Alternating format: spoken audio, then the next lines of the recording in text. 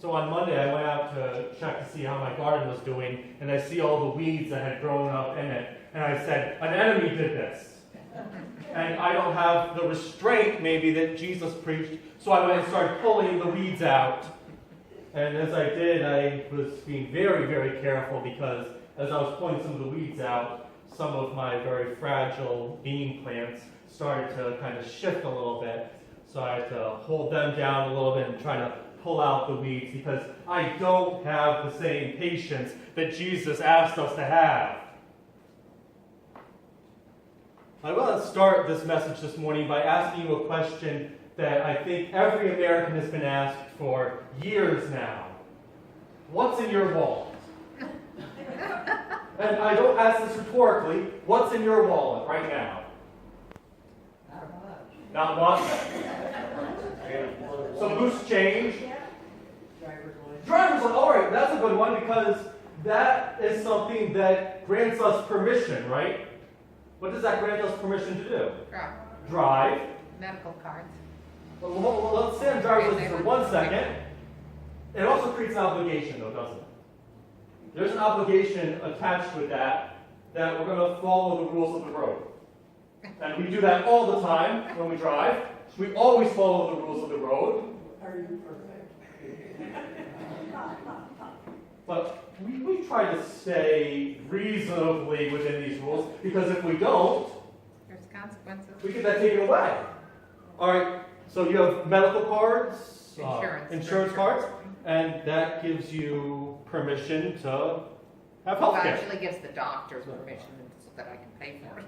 And then there's the obligation. The obligation is that we pay for that. That we also are given an obligation that we're supposed to be taking care of ourselves. That we don't abuse this. Because if we abuse it, then we might not have what we need. We might not be able to get what we need. Anybody have anything else in their wallet? Credit cards.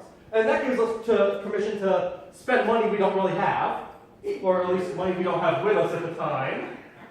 Money we don't have. And then the obligation of that is that at some point we have to pay that actually back. So nobody carries those paper bills anymore, right? I've got a couple. Got a couple. And there's an obligation there to use the money that we have wisely. And there's permission that we get to actually go and spend money on things. That gives us permission to buy things and obliges us to use that permission responsibly. Pictures. Pictures. Just put in a registration into the wallet. Now it's the inspection. All right. Stewart's milk card. Stuart's milk card. There's a permission to Get a free one. get a free milk if we are having the obligation to buy, what, 9 or 10? 10. 10. Yeah, buy 10, 10. okay. So we have permission to get a free one if we follow that obligation to buy 10 beforehand. So a lot of things that we carry around with us every day have this dual nature of giving us permission for something, but asking us to have an obligation as well.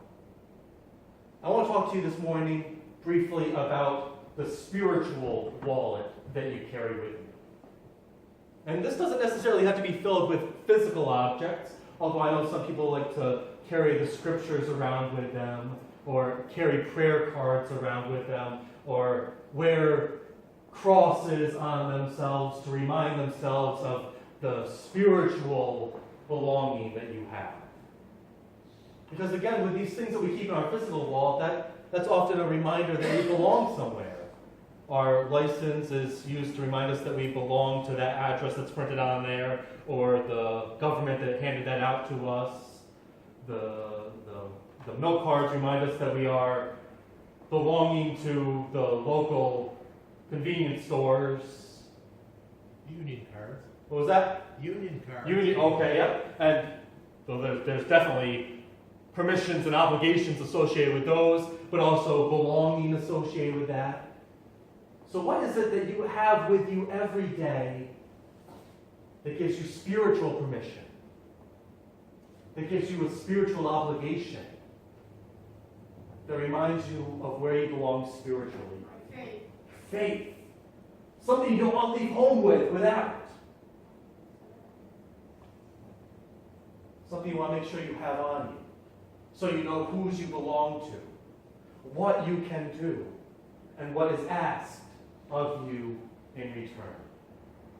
Now, I want to talk to you this morning about something that maybe we don't always want to carry with us. But I think that it's something that we need to always have. I think part of our spiritual wallet needs to include an understanding of evil in this world. I think we need to carry with us an understanding that there is evil in this world. And a lot of times, I want to leave that out of my spiritual wallet. I want to put in my spiritual wallet all the good things that God is doing, all the marvelous things that God has provided. But we have a responsibility to carry with us an understanding that the world as it is right now is not the world as God created it. There is evil in this world, and we need to carry that with us. A lot of us don't like to do that. How many of us have heard the phrase, God works in mysterious ways? And that's a great saying, because God does work in pretty mysterious ways. But sometimes we take that and we say that God is doing these evil things in the world. Sometimes we use that as an excuse to ignore the actions of evil in this world. But there is evil present in our world. We may be tempted to ignore it. We may be tempted to leave that at home when we're packing our spiritual wallets in the morning. But there is evil in our world. And as Christians, it is part of our responsibility, it is part of our faith to point that out, to say, this world as it is right now is different from the world as God created. It's different from the world that God is going to recreate. There are suffering children around us. We've probably all met them in our lives, and we know that God did not create that suffering. And it's hard to look at a child suffering and say, oh, God works in mysterious ways. Jesus walked into people's lives that were suffering, and he called it what it was. He called it evil. Broken families, hunger and poverty, the cross itself. All examples that evil has come into this world. But let us think about that cross.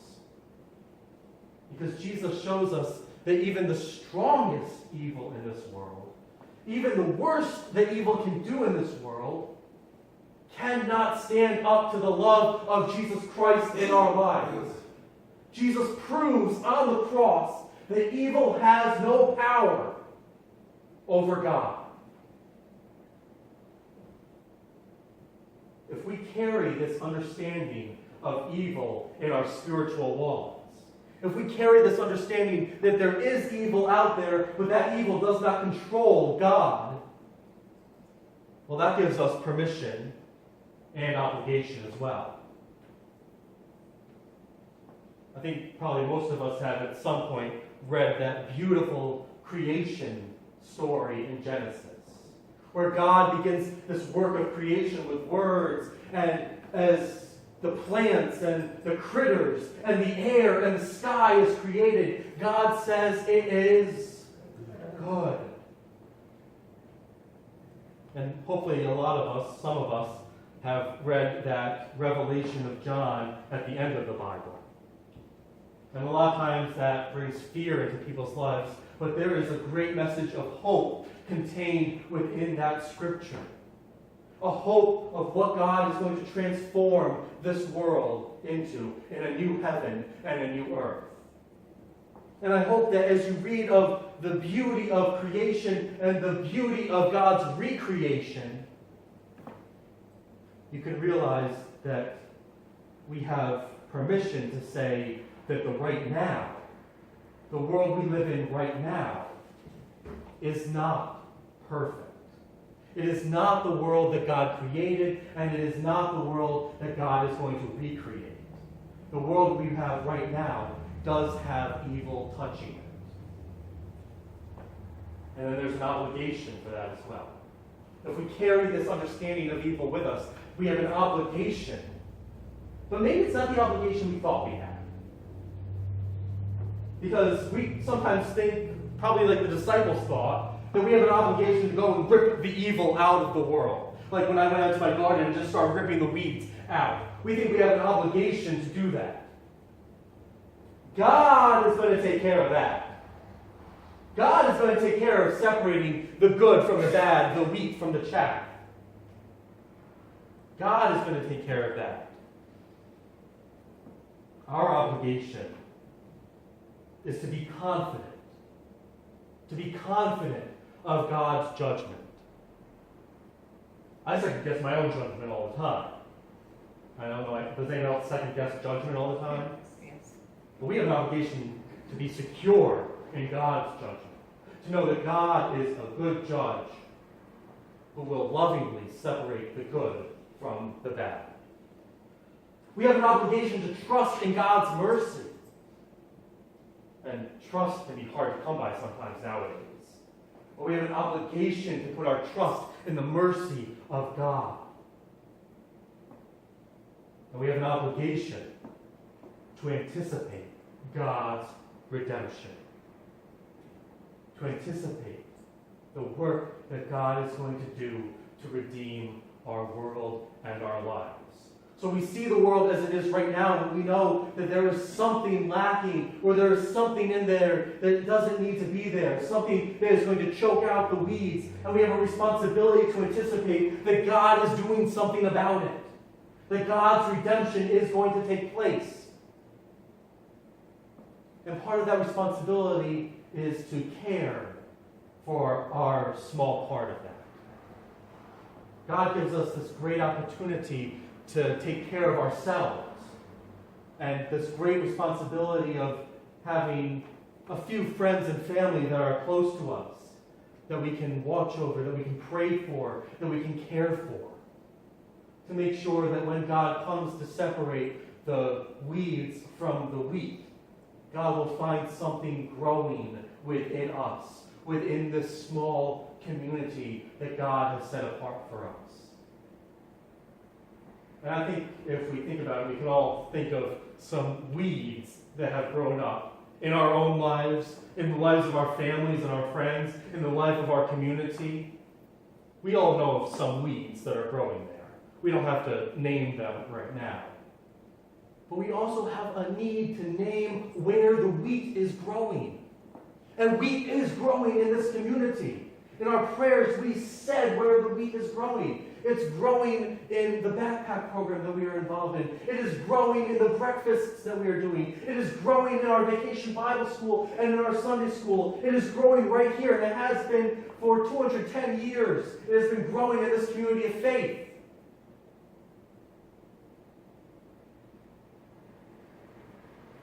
We anticipate God's redemptive work by looking at all the places that the Spirit of God is growing and flourishing within our lives, within our community.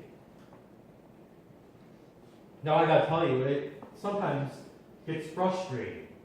Because I don't know about you, but I like to have work to do, and I like to see places around the world where weeds need to be pulled. And God says, hold off on that, I've got that taken care of. And that can sometimes feel very frustrating, to have that taken out of our hands. God's saying, I'm good enough to take care of this. In fact, if I can find it here, here it is. This fell out of my notebook this morning. It's Sally and Linus are walking home from school together. And Sally says, I would have made a good evangelist. You know that kid who sits behind me at school? I convinced him that my religion is better than his. And how'd you do that? I hit him with my lunchbox. That would seem so easy to do. That would not be so frustrating if we could just take our lunchbox out and whack somebody over the head until the evil gets out of them. And I'm sure we have nobody in our congregation who would even come close to doing that. Especially none of the children that would ever hit somebody with their lunchbox. it can feel frustrating to be told, hold off on that. God can take care of that. God can take care of separating the good from the bad. The permission and obligation that we are given is much smaller than that. It's much more personal than that. We don't have to go out into all corners of the world and fix everything that's wrong. God takes care of that. God manages that. We get our lives to deal with. We get the lives that are intimately connected to us, to work with and to pray for and to care for, so that when God does come, when God does know us as fully as anybody could possibly know us, God can find that great wheat growing strong in our lives. Now, I don't know about you, but I said I want to do something about this, and this awfully feels like not doing much. This feels like God asking me to take a step back and not do as much. But I think there are 3 things that we can still do today that will keep us very busy in this work. John Wesley came up with 3 rules that I think can help keep us busy in this work for God. And the first is not to do any harm. And that's spiritual harm. We are told that there is an enemy out there planting weeds. And like I said, I went out to my garden and I said, an enemy planted these weeds in here. Not doing harm means that we don't plant those weeds. We don't carry around a sack of weeds and just plant them where wheat is growing. Like I said, there's a lot of wheat growing in this community. So it would be very easy for us to get apathetic about it and not to worry about it. But let's not go out there and actively harm the work that God is doing. The second rule is to do good, to support our ministries and our opportunities, to do good to one another and to care for one another and to pray for one another. And that's good work. And the final thing here that we can do, and it actually might be the hardest thing for us to do sometimes, is to stay in love with God. Even when we see the weeds growing up, even when we see the touch of evil in this world, to stay in love with God. Even when our lives are suffering, when our bodies are crying out in pain, when our families are falling apart sometimes, to stay in love with God. And if we can do that, if we can do good, if we can resist evil, and if we can name the fact that the world as it is right now is not perfect, but is becoming perfect through the work of God, if we can name that, then we can begin to see how God is working and how the kingdom of heaven is shaped. Not by our actions, but by God inviting us to participate in His. Let's go and participate in the actions of God, as God does the heavy lifting, as God manages, as God takes care of the big stuff, while we take care of our stuff, while we fill our spiritual wallet, as we carry our ID cards with us in our spiritual wallets that say, I am a beloved child of God, and I am in love with God. Because if we have that, if that is sitting on top of our spiritual wallet, then we have everything that we need to be counted among the blessed of creation. Let us be in prayer together. Lord God, sometimes it is hard. It is hard to watch the wheat and the weeds struggling and vying against one another. And it's easy to place our trust in the weeds and to say that the weed will choke out the goodness in this world, and that the evil will choke out the good that is growing. Help us today, right now, in our lives, in our community, to acknowledge the work of the wheat and to see the blessings that are popping up all around us and the good work that is being done in your name. In Jesus Christ I pray. Amen.